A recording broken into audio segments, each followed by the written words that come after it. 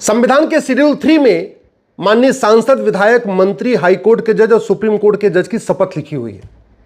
मैं रिक्वेस्ट करता हूं, हाथ जोड़ के रिक्वेस्ट करता हूं भारत के सभी सांसदों, विधायकों, मंत्रियों और जजों को कि एक बार अपनी शपथ को पढ़ें, सोचें, चिंतन करें, मनन करें कि उन्होंने शपथ क्या लिया हुआ है और उसका अक्षरशः पालन करें, मनसा वाचा कर्मणा पालन करें। बाकी सांसद, विधायक, मंत्री तो छोड़िए, मैं तो कहता हूं अगर हाई कोर्ट के जज और सुप्रीम कोर्ट के जज अपनी शक्तियों का उपयोग करना शुरू कर दें और जो शपथ लिया है उसके अनुसार कार्य करना शुरू कर दें, भारत की 50% समस्या खत्म हो सकती है।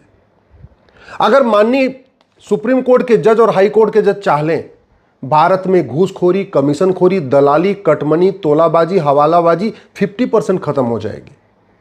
अगर माननीय सुप्रीम कोर्ट के जज और हाई कोर्ट के जज अपनी शक्तियों का उपयोग करना शुरू करें जो संविधान में उनको दी हुई है, मैं गारंटी के साथ कहता हूं मिलावटखोरी, मुनाफाखोरी, कालाबाजारी ये बंद हो जाएगी, बंद हो जाएगी। उनके पास शक्ति है संविधान में और बाकायदा शपथ भी लिया हुआ है।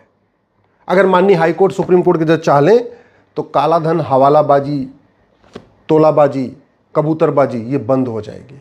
केवल करना यह है अपनी शक्ति का उपयोग करके भारत में जस्टिस विद इन ईयर लागू करना है। एक काम कर दे, केवल अपनी शक्तियों का उपयोग करके देश में यह सुनिश्चित कर दें कि भारत में सभी मुकदमों का फैसला 1 साल में होगा। और ये कर सकते हैं, बहुत आराम से कर सकते हैं। इसको तो माननीय सुप्रीम कोर्ट जब भी चाहे कर सकती है। दुर्भाग्यवश इस पर चर्चा ही नहीं हो रही है।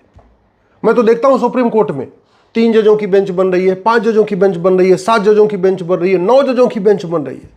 अलीगढ़ यूनिवर्सिटी माइनॉरिटी है कि नहीं है, इसके लिए संविधान पीठ बन रही है।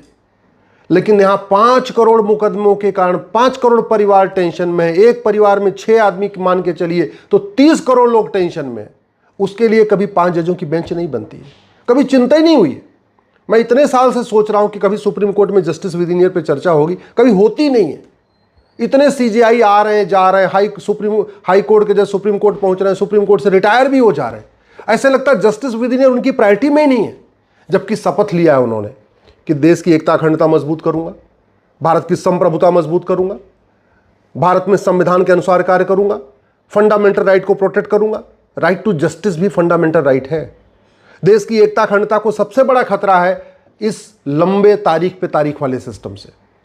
अगर एक साल के अंदर सजा मिलना शुरू हो जाए, मैं कहता हूं ड्रग स्मगलिंग खत्म हो जाएगी।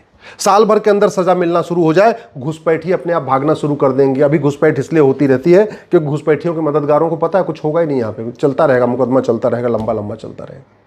भारत में